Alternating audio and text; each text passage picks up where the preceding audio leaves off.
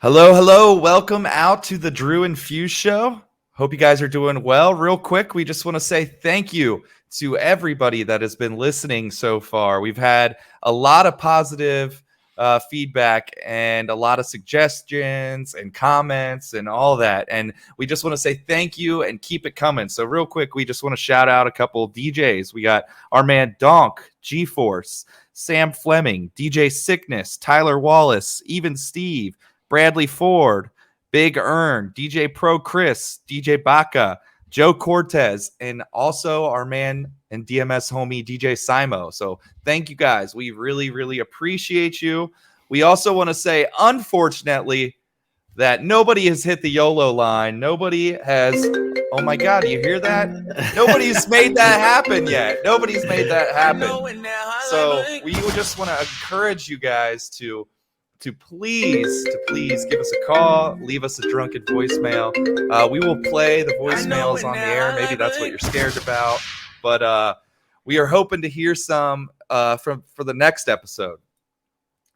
But we're gonna go ahead and move forward with our weekend recap. So Drew, why don't you tell us what you did this week? This week was a lot more mellow than the week before, so I was stoked on that. Everyone needs a day or two or three to just rest up. So I did 2 weddings this weekend. I think my 2 big ones. I had a Friday and a Saturday wedding, and both of them were really into house. It was very house oriented. So a lot of cool covers during cocktail hour, dinner, just mix it up, a bunch of everything, some stuff for the old folks. Got into dancing. Some of the big tracks that my big takeaways were some of that, late 2000s, early 10s, sing along progressive house pop stuff. So like Clarity, which our boy Simo did an amazing hook only edit on DMS. That is the only one I'm playing. Only Girl in the World, Head in the Heart, and Jason B did a really dope Frankenstein of Shouse Love Tonight. That was pretty massive. And I'd say one of my big throwbacks too, Kesha TikTok. I haven't played that in forever, and maybe it's just because everyone's on TikTok these days that no, I'm just kidding. But no, any real talk though, that song was big. Kesha TikTok. Did you wake up in the morning feeling like P. Diddy? Okay. I wish, let's be honest. I wish I could be like P. Diddy. And then a good song that I for whatever reason, everyone else might be playing this, but I always skip it. But Heaven is a Place on Earth. I think Jason Janai has a good version of that up on DMS. Great, and that's the one I played, and it worked awesome. I used it out of Whitney Houston. Great way to transition Belinda Carlisle. And Simo does short edit, and Jason Janai's bootleg into Calling. That's the one I used, and that was yes, that was how I kept the 80s vibe, or kept the old people happy, but kept everybody going crazy for the house stuff. So yeah, that was kind of my weekend. It was they were raging crazy weddings. So just knowing these big sing-alongs and playing them fast, DJs get in and out of these, they keep those moments going where it's just another like, oh. So I was really hook and drop, getting in and out of these. That's important with some of these older tracks, how you keep, those songs moving and you keep it fresh and exciting for people when you're playing older tracks, is to keep them moving. My weekend, let's see, Friday, I was at the bar, and it was downpouring rain here. So it wasn't too great of a night. I mean, with that being said, go ahead. I'm curious because here in California, if there's downpour, and I'm a SoCal local forever, and if it rains, it's pretty much nobody does anything. It's because it's so rare that it's Netflix and chill time. What Yeah. is it? Is it a death sentence for your clubs, or Uh, is it? No, it's just weird because, like where I'm at on the bar on Friday, the Banks, which you've been to, is like, a bar district and they all have patios and people are like hanging out there. What it kind of happens is when it starts pouring down rain, everybody piles into the bar. So it's like crammed in there. And I will say our bar does a good job of like limiting the number of people anyway. So like if everybody that's on the patio has to come in, it's like not as crazy as some of the other bars down there. But it'll be good while it's raining, and then like as soon as it stops, everybody makes the mad dash to wherever else they're going, or maybe they're leaving. So it's just when it rains, it kind of like, at least like it did on Friday, really hard here, it kind of changes the course of how the night would normally go. And, sometimes it just happens like that. And you got to, try to notice what's going on and be aware in the bar of like, okay, so now I'm going to start like really banging it out. Like if the rain, you want to try to keep people around as long as possible. And sometimes you just got to be more aware of what's happening. So my question is how you would format this. Do you go in the paint when they come in, or when the rain's about to die in the paint, right? Because Yeah. while they're there, they're not leaving. You could just Yeah. milk the shit out of it. It's usually what I do. I start milking it then. If it's like, all right, well, you're not going anyway, so here's 10 shitty songs in a row. Like, no, you go, here's easy my game show, Sean host King. them up.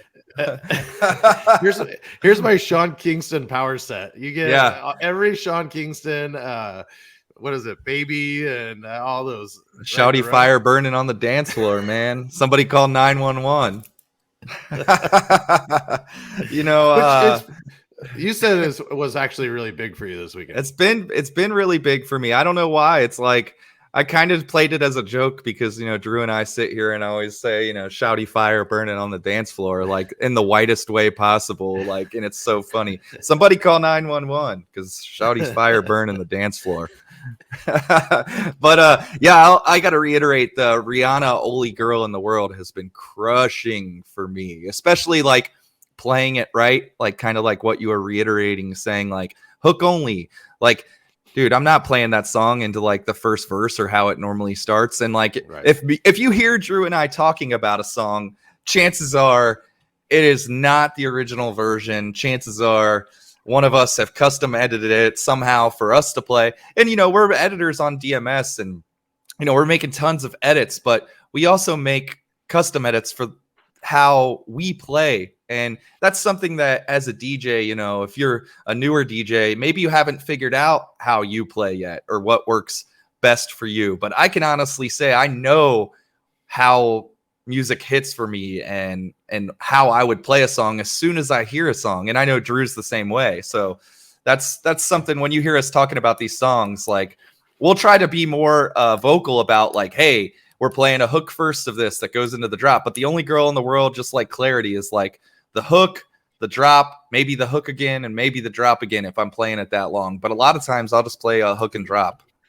So that Clarity specifically, I could never find a good version. It would be just the hook and then it was like a bootleg drop or whatever. But I feel like at this stage, for me specifically, I think that the original drop is just as powerful as the sing along, because some of that older stuff, that is the chorus. The drop is the melodic part of it, and you can switch it up and go different. Maybe that first you come into the hook, the original drop, and then the second one you do a bootleg, right? It's a good way to switch it up. Of course. And also, we're not saying that this is the right way to DJ. I mean, I hear guys play all the time where I'll go into a room, and I know same for you, where you'll be like, dude, how are you playing this? I cannot play this song at all, but it is crushing for you. So, right. Drew and I are just very similar in how we play, and that stuff works for us. So we're not saying our advice and is the end all be all, but you are doing yourself a disservice a lot of times if you are, playing the full version of a song. Oh, stop playing the full versions. I mean, even at weddings, I'm quick mixing. Not to the point of, absurdity where you're just pissing off people, but definitely going faster. And Yeah. as long as that moment comes in where you're quick mixing at the right moments of the song. Yeah. DJs, that's what kills me is like, oh, I can't quick mix. Well, yeah, you're mixing at the verse. It sounds terrible. That's A like quick mix. A quick mix has to be on the right point. So yes. I And the think right portions of the songs. Like if I'm playing bottoms up, I'm playing maybe the chorus first, maybe and then not a maybe into the Nicki Minaj verse and yeah, right into the chorus and out. Like it's not, you got to find the parts that everybody wants to hear. Like if you're playing Mo Bamba, you're gonna play the oh fuck shit bitch part. Like you're not playing that part, and if you are, you're doing it wrong. Like you're denying the crowd of the biggest part of the song. that's it. That's the only part they want to hear. So find those parts, mix that during those parts, and set cue points. I think that's something we should talk about coming up here. Yeah, well, that'll be a whole nother setting, topic. yeah, how we set Setting our cue cue points. and everything. Yeah. So, another one. I only love my bed and my mama. I'm sorry. Like, if you're not playing that part of that song, what are you doing? You're doing Which it is wrong. What, 2.5 minutes into the song? Yeah, it's not even really, and that's all they want to hear. And they're going to snooze the whole rest of that time. Yeah. They don't want to hear anything except for that part. So you got to bring it in and get out of it and figure it out. But that is part of being a DJ and getting better is knowing, how to do all that. And with experience will come all that. Well, and hunting down those edits, right? Or just that version. If I play a song that everyone keeps telling me is super popular and I'm playing the original, it's not working, I'm going to go and dig and try and find something that's going to make it better. Try and make it so I can play it. Of course. And nothing drives me nuts more is when DJs like aren't willing to do the work to find the music, because I'm like, that's what being a DJ is. Like nowadays, especially, like I don't mind sharing songs or tracks or edits with people who I feel like, are doing the work too and are sharing it back or like sharing something cool back. But like part of being a younger DJ and a new DJ is like, you got to figure out what works and you got to do some research. Like I'm not just going to hand you stuff because like you heard me play it or whatever. So, well, what I would say is younger DJ, and this is what we're going to talk about later in the show, so stick around. But when I was first getting started, I would go out. I wouldn't necessarily dance, but I would go take out girls I was dating and go to the bar, go to the club, and at least stand on the dance floor. If you're on a date, try and do a little swing. But that was where you could see if it worked or not. I think learning how to quick mix, you're going to learn even from a really bad DJ playing terrible. You're going to learn, don't mix out there, because if you're standing on the dance floor, you're going to realize how that is messing you up. So I think it's important to go out there and don't just stand at the bar, but go where the energy is and see how other people react to songs. 100%. I would say, and as you mentioned, we're going to touch on this a little later, but being a younger DJ or even being a DJ now, it's so important to hear other guys play and see, what the crowd, you can go and listen to their sets and hear what people are reacting to and take like mental notes, but you don't need to be like sitting there shazamming everything they play or like running up behind them like, yo, bro, what is that? Whose edit is that? Who made that? You make that? I need that. Let me get that. Like, we don't need that. Pictures. Yeah. We actually, when I was doing this old bar, it was a college night, and we would have guests come through. And I remember he was we had a guy, he was a younger guy, just kind of coming up, and he was just cold dropping songs, and it was destroying. Not paying attention to BPM at all, and me being stuck in my ways, using a transition to get there or that. I realized I threw away. I think I deleted most of my transitions after that, after seeing him, and so I'm still learning too. No one wants to hear shoddy, shot, shoddy moving on the. Get those nasty transitions out of here. Delete those, any of those crappy wordplay transitions that are. And we've all been ever to go up. Guilty of making those over the years, and style and stuff I mean, pop culture in bars and clubs, I mean, that changes the sounds too. Like that used to be cool to play that kind of stuff, and now it's really not anymore. Like a lot of times I'm the same way. If I'm getting to another tempo when I'm DJing, I'll play like the slam intro. Like, of course it'll be on beat. Like I'm gonna drop whatever, at the end of the chorus where it sounds good still, and like it makes sense to change the tempo. But at one time playing that stuff was awesome. And to kind of segue back to my weekend and kind of what we were already talking about a little bit, Saturday I did a wedding. And this is something me and Drew really wanted to talk about. I talked to him after I got done with the wedding on Saturday, and it's not a knock at all to the couple or anything. It was just one of those gigs where we got through all the formalities, and it was great, and they were super nice couple. It was a small wedding of 65 people, which if anybody knows, when they do small events like that, it's already hard to get people dancing. But this one particular, they told me they didn't want any newer music past 2005. So I really had to prep a lot for this wedding. And once we opened the dance floor, nobody really danced at all. And I was playing a lot of music that they sent over, and I got them to dance for like the bride and groom to dance for like maybe 5 to 10 minutes at one point, which is great because then the photographer was able to get some photos and all that. So, but what was working during that moment? The huge. I think I played Usher, Yeah, which was like one of the only like newer songs they had on their playlist. That was like of newer stuff. And then I think I played like 24 Karat Magic by Bruno after that, and they kept dancing to that for a little bit, and then some more people came out, but then the bride and groom left the floor, and followed by pretty much everybody else, like pretty much in the middle of a song, and after that I couldn't get people to slow dance, I couldn't get people to line dance, I couldn't get people to do anything. And after about like 45 minutes of playing and like nobody dancing, I kind of reverted back to some of their other songs and just kind of went back to playing the background music.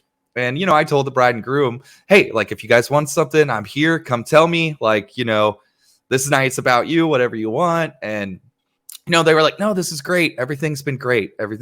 So it kind of, it just was one of those events. And I think one of the things we want to talk about is it happens like that sometimes. Not every night is a raging party. Well, I mean, what I would say is, especially with weddings, some couples just don't dance. And the reality of it is, people want to be where the couple is. So their guests might be into dancing or whatever, but the couple's not even going to bother standing near the dance floor. Everyone wants to go talk to them. It's not that they're having a bad time. It's just that they're there specifically for them. So they want to be near them. So just still playing good music like you did and keeping the vibe of the party fun. You're still enjoying yourselves. There's just drinking, and it's just a different type of wedding. But you're still keeping that vibe going of what they want to hear. Yeah, and I think it's kind of important to know that, like, when you're playing that kind of wedding, like, okay, you tried, and it's kind of important to kind of revert back to a little bit of background music, because you don't want to be the guy that's like standing over there playing like, clap your hands up in the air, like, and everybody's like, what is this guy doing? Like, it's okay sometimes to revert back to that, or like, No, all Fat Man Scoop right after that. It's all Fat Man Scoop hype edits. But get down now. Take your shirt off. It's 2009. Shout out to Donk and Seaflow if they're listening. They'll know what we're talking about. But there's parties like that. There's nights in the bars like that. There are nights in the clubs. There's been nights where I played the most poppin' spot, and we've had not so good night in there. And it happens every once in a while. And I just want to say to younger DJs or other DJs listening that, like, it's okay. Like, it's okay. I don't feel that I did anything wrong that night. And as a pretty experienced DJ at this point in my career, I'm comfortable knowing that, like, hey, I did the best I could. And probably a lot of people could have done a lot worse at that gig, you know, like in terms of just really going over the top and trying to overdo it and all that. And it sounds like you tried all the tricks. If you're desperate, it's like, let's do a slow dance, which, you know, shockingly enough, will pack a dance floor at a wedding. Yeah, totally. And then trying to go back from there and whatnot. But hey, sometimes it just happens. It doesn't. Yeah, it's totally. I think my weekend was the opposite because my bride and grooms on both weddings never left the dance floor. I think that's important. And if anybody listening, if you're talking to bride and grooms and, you know, in your pre-meetings, I think one of the best things that you can do is say, hey, like, one of the most important things to keeping the party going at your wedding is if you're dancing, everybody's going to be dancing. If you're not on the floor, nobody's going to be dancing. And I understand you want to talk to everybody and everything too, but if you really want it to be a party, you know, that's the best way to do it. How long was this dance set? It was like 2.5 hours. So okay. Yeah. The venue was dope though. The venue was sweet. It was you know, when I have smaller weddings like that, and I'm sure you know this as well, like if they're in a giant room, it makes it even worse. But it was actually a pretty small place, and the venue is in Columbus, Ohio, which is like 2 hours north of here. And it was at a venue called The Kitchen, and it was really cool because the venue was like centered around being like a restaurant. So like when you come in and they're doing cocktail hour, like the kitchen's like in the middle there. And you can see them like making and prepping the food. And Ooh, it was really, it was really cool. But yeah, to kind of get back to that, it happens. And, you know, I think that you just got to roll with it as best as possible. And, you know that, you know. Well, some of the smaller weddings, I've been doing a lot of micro weddings now. Some of these smaller weddings, if they're 60 people, would you say it was a lot more, was it? I think it could go any way. Where if it's more older family and friends, you know, they're not going to really dance. And if the couple has young songs on it, but there's only 4 of their friends there, then it makes it tough to play the style of music they want. You almost need to, like our topic last episode of the Warren, knowing when to, you know, let go of what their requests were and go into something else that would fit the room better. And I'm not saying you didn't do that. I'm just saying in general. Oh, completely. Yeah. And, you know, I was really kind of bummed because I didn't get the conga line started this time. So with that being said, we do have a couple submissions from our conga line challenge that we want to show you guys. So if you're listening on Spotify, and you're listening on Apple or streaming the podcast and not watching on YouTube, we'll post these up on our Instagram page for you to see. But we're going to go ahead and show our first DJ that submitted the conga line challenge. We're just going to show he was at a wedding. He did, and again, he wasn't playing the conga song, so this is why it's great and hilarious. Yeah, I was gonna say for the people that didn't hear last week, what's the challenge exactly? Yeah, so the conga line challenge is 1, you can't be playing conga, and then 2, you can't MC or start it. It has to naturally start on its own. So, Lauren Miller, this is his. We're gonna play it.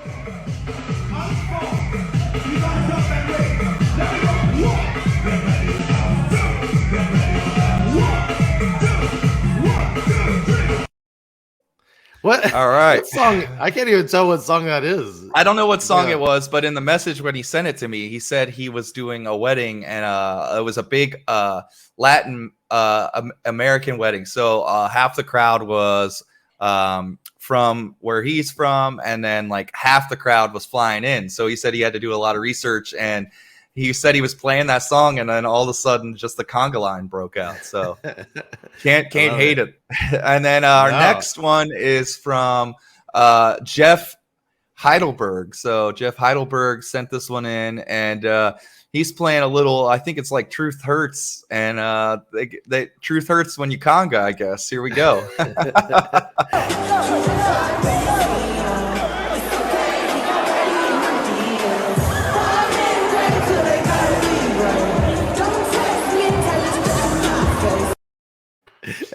It's so good. Yeah. And they put the glow sticks out. It's just amazing. Both of those looked like big wedding parties too. I mean, so yeah, those are the easy ones, right? Yeah. I love it. Thanks for sending those in. Keep them coming. We're going to keep the challenge going. I think for the rest of the month, right? We got a new challenge next month. Yeah, well, we're gonna start a new challenge next month, but we want to keep seeing those Conga Lion challenges. So if you guys submit them, once again, we'll shout you out. We'll play them. We'll do all of that. And one of the things too we wanted to talk about while we were kind of on the wedding topic is the photographers at the wedding. They come in, they drop their stuff in the DJ booth. Drew, you have a lot of experience with this, so why don't you lead this one? I would say this weekend specifically was just. The photographers both were pros. It was definitely I shouldn't say that specifically, but I will say the videographers were more the pain in the butt. And these every videographer is going to come in and they always are going to want to tap into the audio. So you need to be prepared, DJs. Have the right cables already set up. That way they're not taping mics in front of your speakers or plugging into the back of your speakers. Have the cables preset. We're going to link them in the description here on YouTube. But what I have a mixing board that I use, and it depends which one. I have two different ones depending on my setup. But my bigger one has an automatic record out. It goes RCAs into XLRs. Typically, they're going to want XLRs for their audio recording. So just have it ready because they're going to ask. And that way, when they ask last minute when you're about to do entrances, you don't have to fiddle with everything. You just go, yep, here it is, and already have the cable ready for them. So definitely recommend getting those cables all preset. And the one thing that I think I was having my issue with is, I rock a Toad booth. I have one of those, has a TV on the front, and either I have their monogram going, or I have a custom slideshow going. And when they leave all their bags around the back, it just looks like it's my mess and not their mess. So I was pretty upset the last time that this happened. And I think my solution for it is, I've seen a couple guys do this, and I'm just going to go out and get some kind of facade and just have it either behind me or somewhere that I could put it for them, and just, hook them up. And I think what I would recommend is a phone call during the week to talk it out with them and tell them and just make sure what they need. And you'll be surprised how stoked they are. I know anytime I've reached out to a photographer or a videographer, they never get someone to reach out and do that. So if you're prepared going into it, they're going to be really excited to work with you, and they're going to listen to you. And then having a place for them to put their stuff. This is expensive gear. They don't want it just laying out, get stolen. So I understand where they're at, and it's more of just working together and figuring it out. Just so we all don't get frustrated. But yeah, that's my big tip. Yeah, and I think the more willing you are to work with the photographer and the videographer, the smoother your night's going to go in general. And if you're a newer DJ and maybe you're just starting doing weddings too, one of the things that I would suggest is, make sure when you get to the wedding, if you don't have the information and you haven't talked to them prior, you've got to go introduce yourself like as soon as they get there. And you got to, anytime you're going to start, controlling the wedding and announcing, as is pretty much your job when you're doing the wedding, you got to make sure that you find them before anything happens. Yes, because if you're not doing that, it's on you. You messed up big time at that point. So you got to make sure. They miss the shot. They miss their picture. They miss, and the bride and groom is mad because they don't get that picture. So a lot of making sure they're in the room, and you're all working together to make this, thousands and thousands of dollars come together. Yes. So prep, give them a call, make sure you have the right cables and get them all preset, and just have that as, just know in your head that it's gonna happen and you need to be ready. So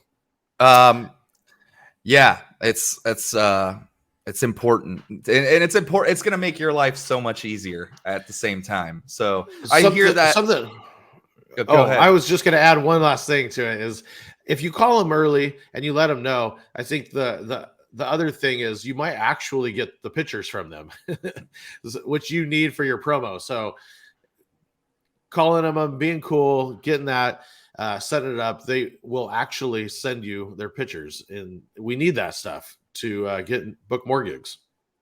Definitely, that is very helpful. The other thing is, like I was just going to say, is they're never not going to have bags. They're never not going to be, so like once you accept that fact that that's happening at every wedding, and that, you can make it easier on yourself to, clean that up, the easier your life's going to get, So with that being said, we're going to kind of segue into, we were kind of talking some tips there for younger DJs, but we got some questions from the listeners about, hey, what do you guys suggest for younger DJs breaking into newer markets? How can we? I got a question from a guy the other day. It said, "I've done weddings for a long time. How do you suggest I break into the bar scene?" And I think one of the things that, really is like the main thing is, if there's a spot you want to play at, you have to be at that spot a lot and showing support to whoever the DJ is there, or making friends. And maybe you can't be there because you've got a gig, but you need to find ways to be out during the week, or to link up with that DJ, and he might blow you off, because what's he gonna get from hanging out with you? But you got to find ways to be persistent and friendly and all that. And there's a bunch of things we can rattle off here for you. Drew, you got some on yours that you want to talk about? I used to book these bars, and we were always looking for new DJs. And a lot of times, we had so many shows that we needed to fill that we were begging DJs to play. And the biggest thing I want to say is, just for at least a first couple, be willing to just go and maybe do a set at one of his shows, or just jump on for a minute and show him that you can actually DJ. Let him go to the bathroom or do whatever, and just say, "Hey, let me play like a couple songs." But don't just show up and say, "Hey, let me play a couple songs," because we're going to tell you you're crazy. But, I had guys always offer to open, and I think that was always great. Like, "Hey, man, I'll play the first hour. I know nobody's not going to be there." I think that's like a, dude, please, 100%. But basically, in some type of way, just being an intern and being ready to jump on as soon as possible, being available, and also knowing just more than an hour, set, and listening to, hey, this is what kind of room this is. They don't want too much house music. They want you to play more current stuff. They want more hip hop. They want less hip hop. Knowing what to play and taking your ego out of it, and really pushing forward on what the real format is. Yes, totally. And having the right music. And I mean, this is a plug for DMS, because we both work for DMS, but there are tons of record pools to get music from, and we just want to be one of the record pools that you get music from. I can't tell you enough how important it is as a young DJ to subscribe to a record pool. Get high quality music files, because if you're standing up there playing YouTube rips, I mean, it's going to sound awful. And then if he goes back on and it's a noticeable difference.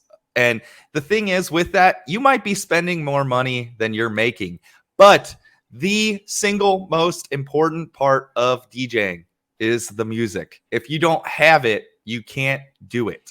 So you need to be willing to make the investment in, your music and equipment and speakers and all these knowing things. the gear, just Oh, knowing the gear. Oh my goodness. There's constantly, I think, I have people that want to play, and that's one of my main questions when I interviewed was, what software do you use? What equipment do you use?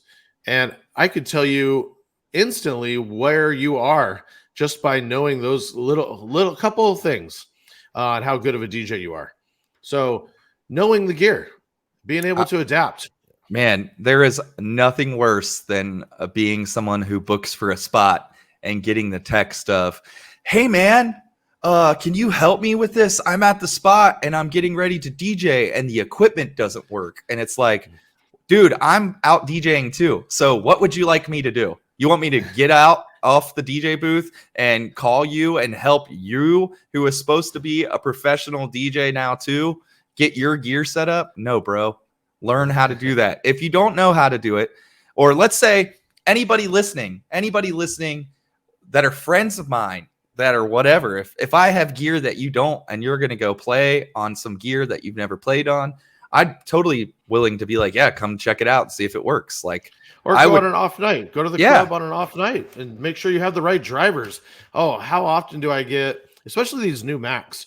Oh, The new operating system has basically, it blocks the drivers from being installed. So knowing how to do that and having it set up early. I'm constantly getting calls on 15 minutes after they should have started. I don't understand what's going on. How come it doesn't work? oh gosh. So Yes, and the other big thing is now in Serato DJ, which if you're still on Scratch Live, I'm sorry, bro, you're doing it wrong. Like, it works. It's tested.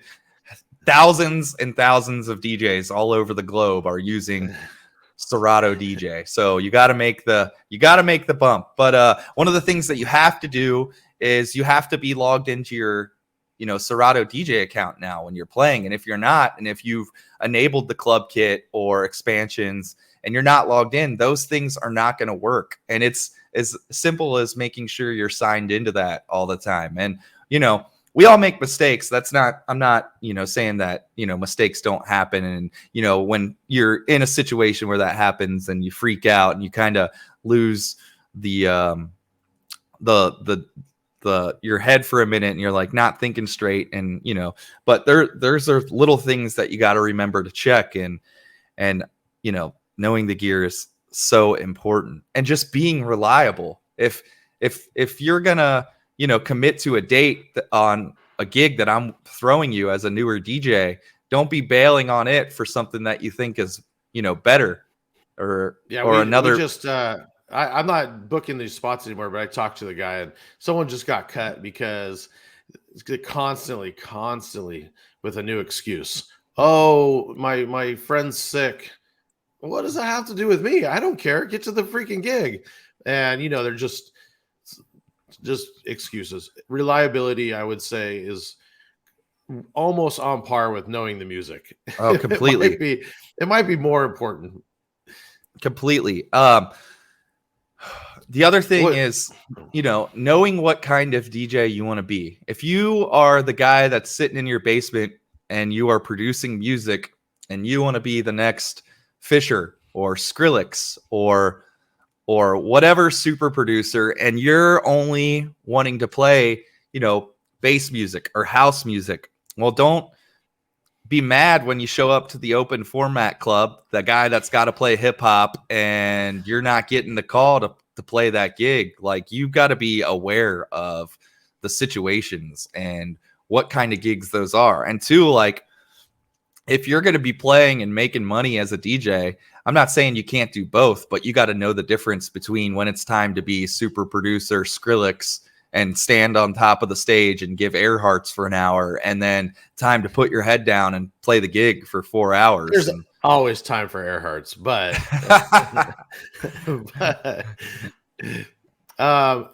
something we didn't have on the list today I really wanted to talk about was yesterday was the Apple.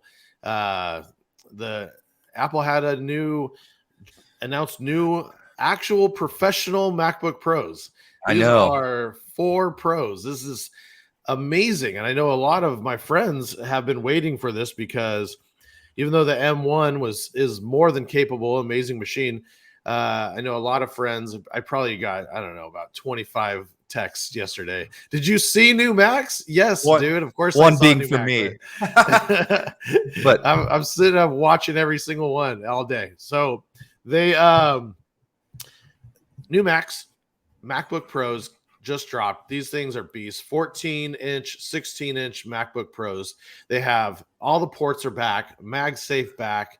Apple actually listened to the pros, and they just look like beasts. The M1 is already as good, if not better, than some of the Intel Macs, and these ones just doubled and quadrupled the M1. So these things are going to be beasts. But the one thing I just want to let everyone know and remind everybody is this is going to come with Monterey, the operating system Monterey, which is the next Mac OS. So out of the gate, it is not going to work with Serato. Serato usually takes 3 or 4 months to get on to the next operating system. So yes, you should 100% buy a new Mac, but be prepared that these new Macs will not work with Serato out of the gate. So that is just 100% true. And I will back up exactly what Drew just said. In fact, he was the one that put me on to the M1 saying, you got to get it. It's the best computer that I've had quite possibly ever. And I will go out and say it is the best computer I have ever owned. It doesn't get hot. It doesn't.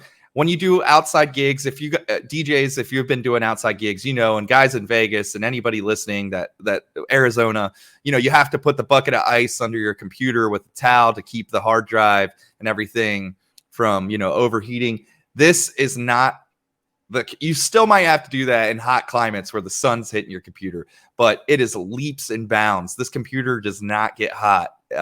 Anybody that knows me too knows that I was stuck in the Dominican a month ago because of COVID stuff. And my girl and I were in the room and I was too lazy to get up and get the charger. The battery life for this thing, we watched like 8 hours straight of Netflix without charging the battery. And you're probably like, you're full of it. But I'm telling you, I was that lazy. Yeah. I was doing edits on the plane, video edits, and it lasted my whole 5-hour flight. The thing is a beast, but it is a beast. So the M1s, you don't need the new MacBook Pros to run all this stuff. So don't think you guys got to go shell out $3,000 for the new MacBook Pros. The M1's just as capable, but if you want all those extra ports, you're gonna have to pay a little bit extra. The new M1 14-inch, 16-inch are here. They're going to be amazing.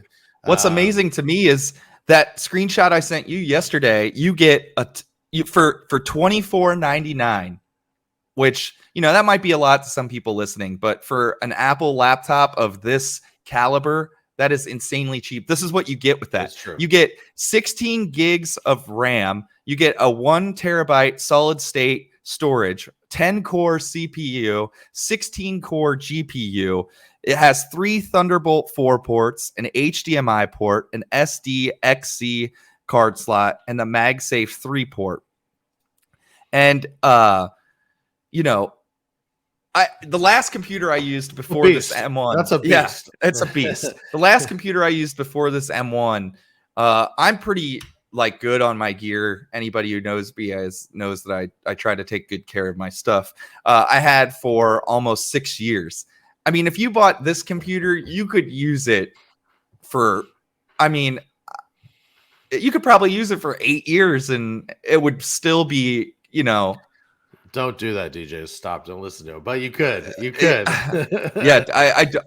Yeah, I don't recommend not having another computer. And if you've been waiting this whole time, all we're trying to say is if you're still using a 2012, now is the time, because this is not that expensive.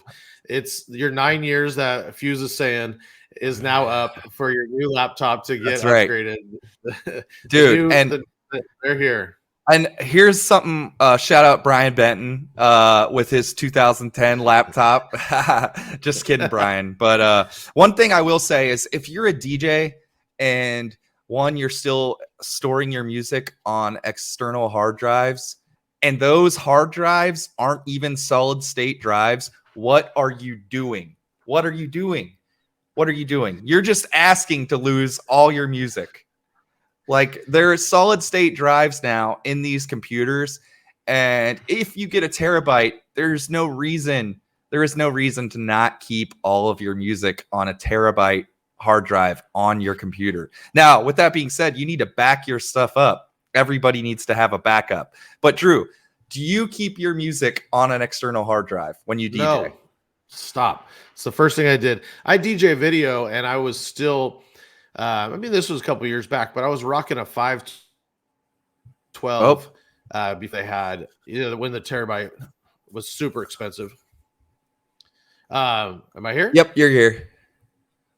I was rocking a 512 with video, and I was still doing it internally. If you can get by with doing that, you can have the external as backup if they need you to pop it on. But honestly, I feel like the drives are finally at a point now, especially with these new MacBook Pros, where they're not that much more expensive. Get internal storage and have the backup as a backup. I will tell you, I bought my M1 from the refurbished section on the Apple site, and it's pretty much every computer I've ever bought. I've done that because I like to save money when I can. My M1 is a 1 terabyte hard drive, solid state drive. I have 16 gigs of RAM. It's only a 13-inch. I was trying to wait for the 14-inch, but I just needed a new computer and it was time. With that being said, I still will probably buy the M1 Pro probably just after the first of the year when Serato says, hey, it's safe to play. But I bought this computer on the refurbished section, which, if you're not familiar, if you scroll down to the bottom of the Apple website, there's a tiny little tab. It says refurbished. Apple sells factory refurbished stuff, and it comes exactly how it would be packaged if you bought it brand new. This computer after tax cost me just over $1,700, and that's incredible for essentially a brand new computer. And again, it has a 1 terabyte solid state drive and 16 gigs of RAM as well. So I know, some people might be listening and saying, well, I can't afford to spend this. But then the question is, well, how much money are you making from DJing every week at this point? And, again, the music and your computer are the probably most important things that if you're playing in a bar, you still need both of those things. If you're playing a wedding or a corporate gig, you still need both of those things. And having that is the most important. So I would highly recommend making the investment on, a good piece of technology and keeping up to date with it as well. Everything you just said. Yeah, I think now's the time. These are the computers everybody's been waiting for. Apple actually brought back every port. Things are beasts. This is going to be the time to invest. This is the future. And I will say, I wish I'm using this 13-inch now, and before I was using a 15. And to me, almost the 15 is too big, and the 13 is almost just too small, even though I'm fine with it. So I think that 14-inch is going to be awesome, and I can't wait to get my hands on one. But like I said, like you said, you see everybody ordering one now, which is great, but you still really won't be able to use it for DJing for a bit. And Serato will get on it pretty fast, but I'd still say at least 2 months. At least 2 months out before you can use it with Serato. But that just dropped. With that being said, do you want to talk about some new tech that you have been using? Tech. Well, me and Fuse both got 360 cameras, which I love that 360 camera. That thing, here you go. He's got it right here. DJs, we're talking about videographers or photographers, and even though you go out, you reach out, you try and be nice, you get all the stuff, they might not give you all of the pictures or the videos. This 360 camera is so dope, and it's an Insta 360. It actually has free software to edit it, and on your phone or on the Mac and Windows.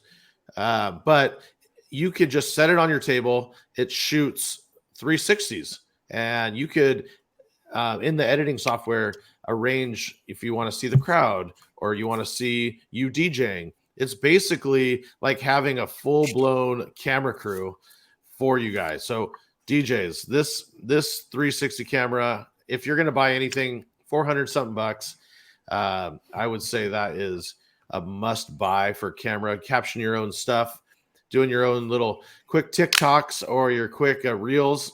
Also, what I bought, if you want to go even cheaper or just have that second thing, is I got this little attachment from Moments.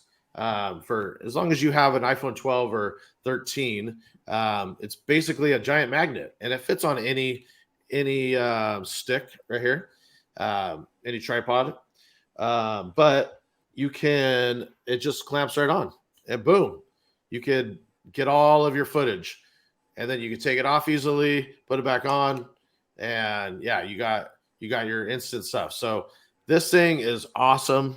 Moments, man, I want to say it was $50, but that's a nice cheap way to get your stuff. You just set it out and film away on your phone and get your own footage that way. So that's my tech tip. And the 360 cam is I mean, Drew told me about it. Again, Drew's always the one on the new stuff, and you know, no one's got time for old tech, bro. That's right. And this 360 cam is awesome. There is a package that I got on the Apple website. It is less than $500. You get the camera, you get this selfie stick, which actually turns into a tripod and then extends as well. You get a second battery, and I think it's like a 32 gig memory card. And then you get a case and everything, and it's less than $500. What I would say about that selfie stick, also, it disappears in the shot, so you don't see it in the shot. Which Magic selfie sticks, pretty. I think all of them do that. Any stick it's on, but yeah, pretty dope.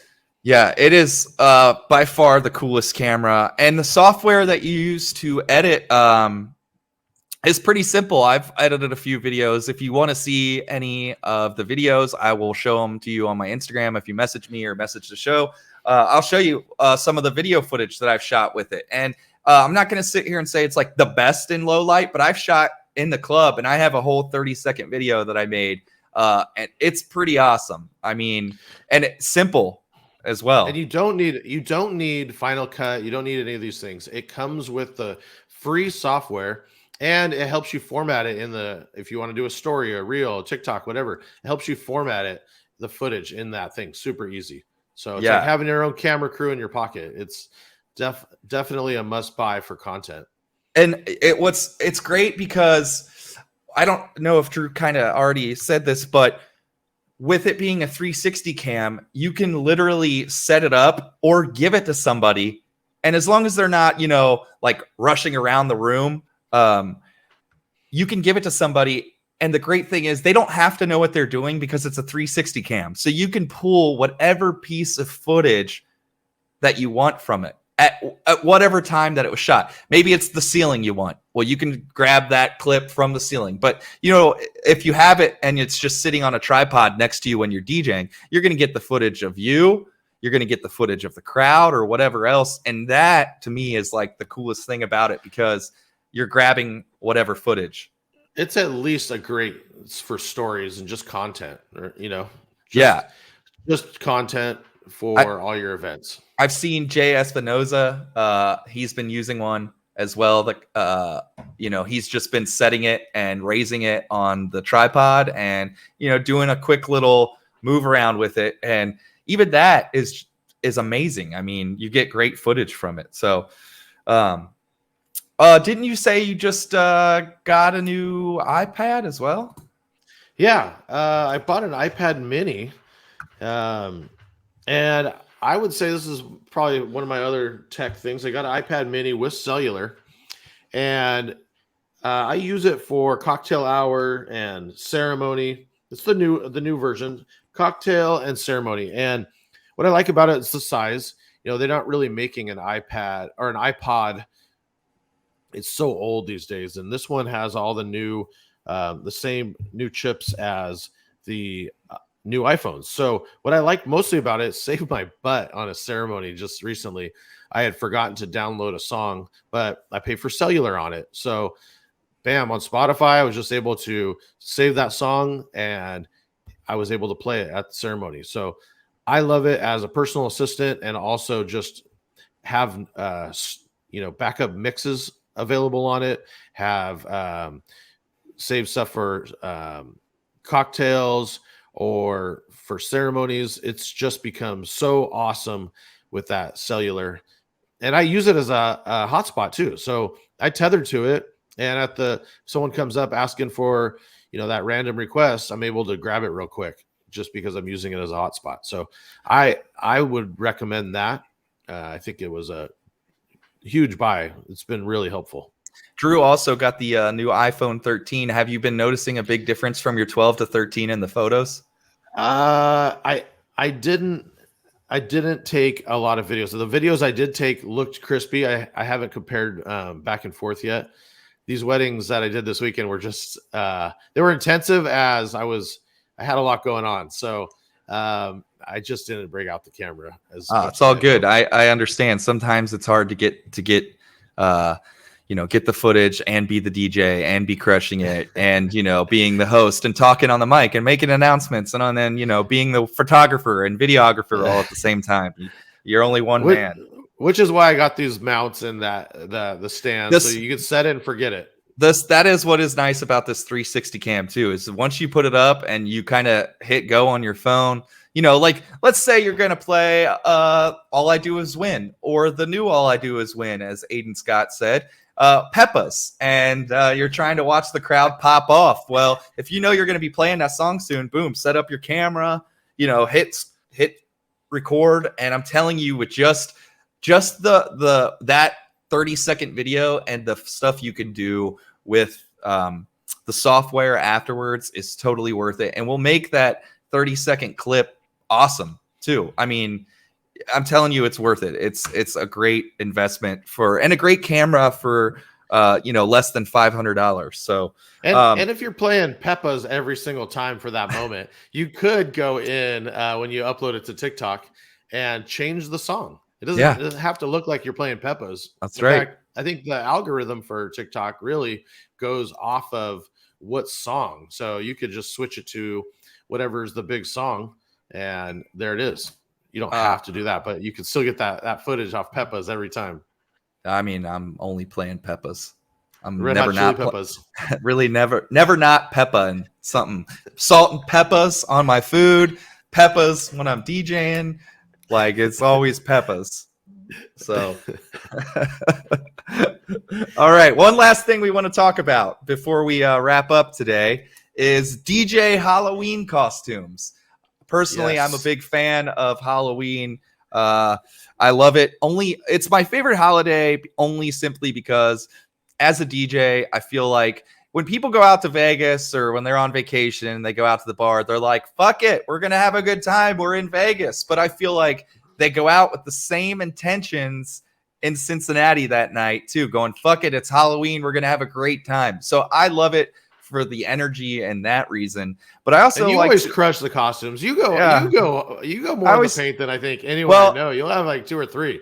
Well, if I think if you're gonna do it, you just go all in, because nobody likes the guy with like the bag costume where he looks like he just got it last minute and like it doesn't even fit him right. It's like falling off. I feel like if you're gonna do it, fully embrace it. It shows that you care. It shows that you try. And like, if I'm DJing and I'm like wearing a costume, I want people to be like, oh, that guy's wearing that. Like, I don't feel like an idiot wearing this, like, so I try to like maybe deprecate with the costume, like help people out. Dude, but your costume, you're not giving yourself justice. Your costumes are always fresh. I think you always come with some dope stuff. But so here's my tips, and we want to hear what you guys want to do. And maybe after the weekend, we'll have you guys send in pictures or videos of your costumes, and we'll shout some of you guys out. But here are some of our tips for Halloween costume. One, my first tip would be, make sure if you're wearing a mask, it does not cover your ears, so you can use your headphones still. 2, if you have to wear some sort of things on your hands, you got to make sure that the palms and fingers are cut out so you can touch the records or the platters. And 3, the most important part, you got to be able to drink still. But you could use those rules for really if you're attending a Halloween costume as well, because because it's just as bad if you have to take half of it out, right? You look, it's like the girls that go out and an hour in they're barefoot, and you're going, at what point should you have just wore sandals?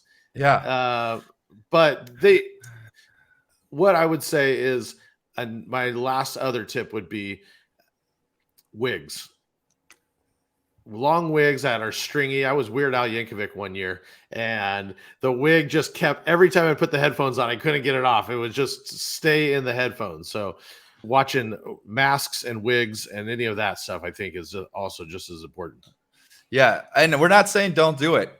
Be creative, but those are things you got to think about ahead of time, with the costume. Nothing kills me more when you see like a guy or a DJ and they're like, I'm going to be Marshmallow or Deadmau5 or whatever. And then like the whole time they're DJing, they got the helmet off. I'm like, well, you're just a regular dude at that point. Like you did it for the gram and you're actually not doing it for the party. In your white pajamas? Yeah. I'm like, who is this guy in all white? He's just like likes to dress that way. He doesn't know it's after Labor Day and you can't wear that anymore. But no, I'm pumped for Halloween. Me and Drew have kicked around a couple ideas. I haven't fully committed. I feel like a fraud this year because it's the first year in a long time where I haven't had something already pre-planned out. I try to always do like something pop culture, but this year it's just been a weird year, so I just haven't been too sure what I'm gonna do. But that's pretty much gonna wrap up today. We just want to again reiterate, please make our hotline bling. Hit the YOLO line, 562-246 YOLO. And also, if you're listening, please rate and review and download the podcast. It really helps expand our reach. If you're on YouTube, please subscribe and comment as well. All that helps us. Drew, is there anything else you got? Oh, hit us on the Instagram with your Conga line challenge, or just if you're even liking the show. Yes. Just text us, just message in your story or whatever, and we'll repost it. So we appreciate it. At Drew and Fuse Show on Instagram as well. So yes, and all that helps. All of it helps. And if you're listening, please, hit it on the story and we'll repost and all that stuff. We love seeing it. Tag not only at Drew and Fuse Show, tag our personals too, and we'll repost. And any questions or things you guys want to see too, we're happy to try to address. We've got ideas ourselves and things that we want to address, in general. So as the show goes on, if you have messaged us about stuff and we haven't talked about it yet, it doesn't mean we're not going to. We just kind of have tried to be on it with the general stuff at first, and we'll branch out more as we keep going. Next week, we're going to have a guest on again. We're not going to announce who yet, I don't think, but we know you guys will love it, and it'll be a good show as well. So I think that might be it. That's it. That's all I got. All right. Thank you, guys. We'll see you next week. Peace.